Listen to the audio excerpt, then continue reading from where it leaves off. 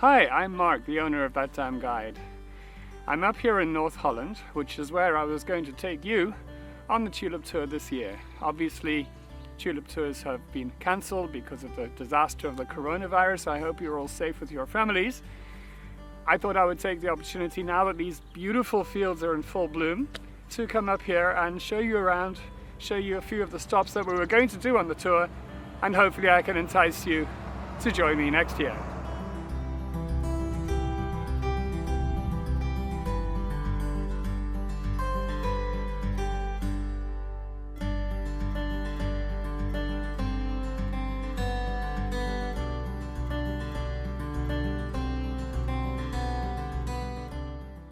Look at this tulip, it's amazing. I'm going to take it up close here. It is so detailed, you know. It's a double tulip, it's got double the amount of leaves that a regular tulip would have. This is definitely not how tulips began. They originate from Asia, Eastern Asia, from a very inhospitable part of the world, where it's so hot in summer and so cold in winter. It's pretty much why the Romans and the Chinese didn't have a whole lot to do with each other. Nomadic tribes would go through the area and they'd come across these tulips, not like this. Their tulips don't stand upright like these proud Dutch ones do. They actually have a bowed head, they bow over like that. And these are much smaller and they stay more closed like that. And they felt it looked like a turbaned head bowed in prayer. So it was seen as an extremely pious flower, which made it very popular with Muslims, and as Turks went westwards and formed Turkey and you got the Ottoman Empire, the sultans in their palace, Topkapi Palace in Istanbul, had fantastic tulip gardens.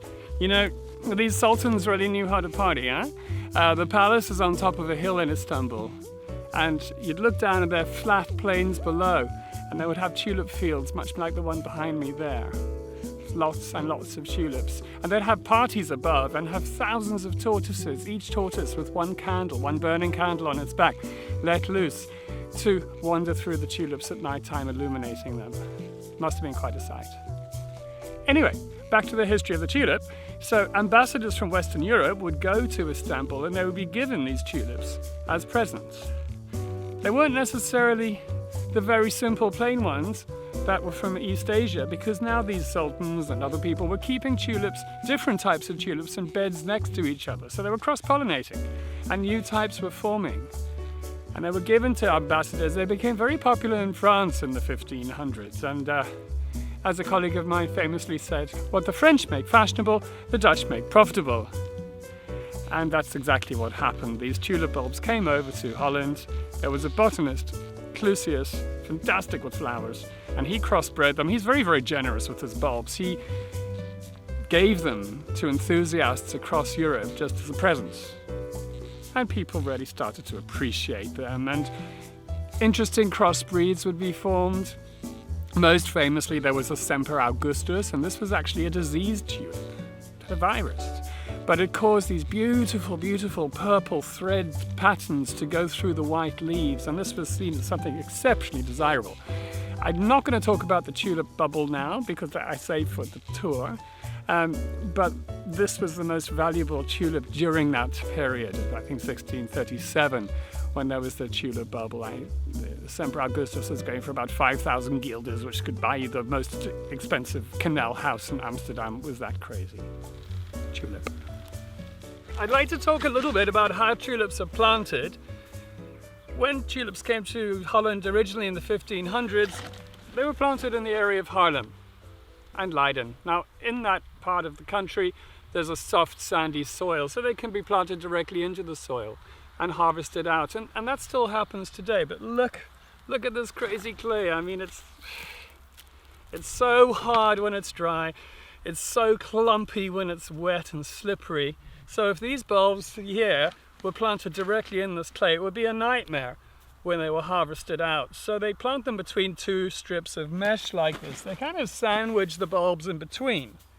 There's a machine that comes along, it takes up 15 centimeters of clay, puts down some mesh, puts all the tulip bulbs on top, another mesh on top of that, and then covers it up again. The tulip flowers grow through the mesh. They get beheaded, they eventually die down.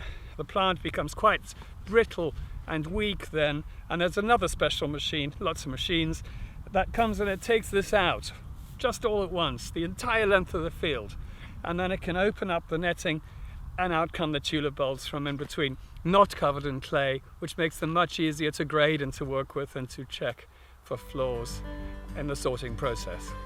If you look at these tulip plants here, you'll see there are no flowers on them. I mean, they're just green. There were flowers, and those flowers are now here. Basically, these are the petals. They've dried out and they're a waste product. And you can see where they would have been on here. You see, they've been chopped off. Now the reason for that, if these flowers were just allowed to stay on the plant and mature, they'd sap energy out of the bulb under the ground. And these have actually been grown to harvest and sell the bulbs. So they chop the flowers off. And then these leaves carry on photosynthesizing. And they send energy down into that bulb, making it bigger and stronger. And what happens is that they harvest it and we can plant them in our gardens or in a pot on our terrace, more likely, or balcony in Amsterdam.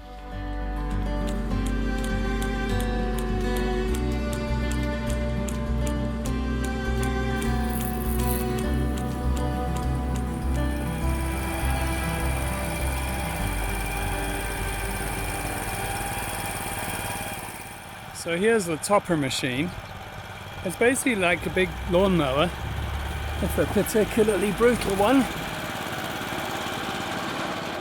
Check out these spikes over here. So these go between the plants and they stop the head of the flower from bending below the blade. And this is the blade. It's just like a big lawnmower, really. It goes along, cuts them. Here's the scene of the crime.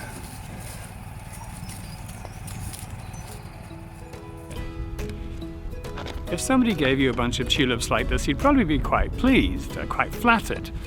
Actually, they would be giving you a bunch of infected tulips. Betsy and Luke are behind me. That's the farmer and his wife, and they are going through their entire field. They grow 2 million tulips a year. And they are looking out for these infected ones, and they're picking them and then poisoning the bulb, which will be dead by the time they harvest, so that they only sell beautiful, strong bulbs to the customer. Now, this is a tulip here that's in good quality. It doesn't have any discoloration at the base. The sign that these ones have a virus is this flaming here underneath the leaf, which obviously makes it quite difficult to see when you're going through the field, but also this discoloration here on these green leaves. So these are actually, not the tulips we want, but these ones are.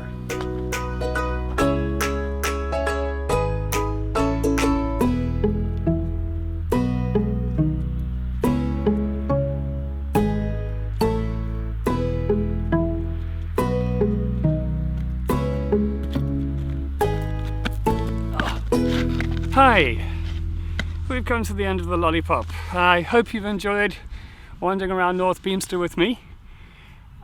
It's been great for me to be out here. You know, I love giving these tours. I miss being on the farm so much. It's wonderful, such a privilege to be able to see the tulips today.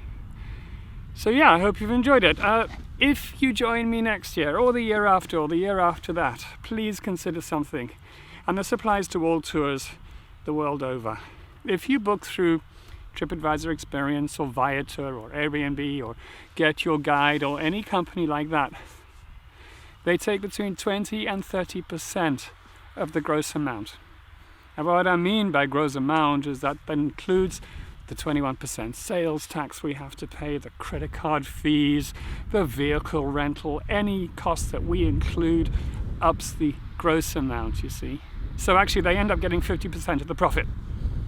Now, small companies like me, we really need that ourselves. So if you can book direct, you are really helping small people like me. Anyway, if you have any questions about tulips or anything that I've covered today, you can pop me an email. I'd be more than happy to get into a conversation with you. I do have a lot of time on my hands at the moment. Anyway, stay safe and thank you for watching.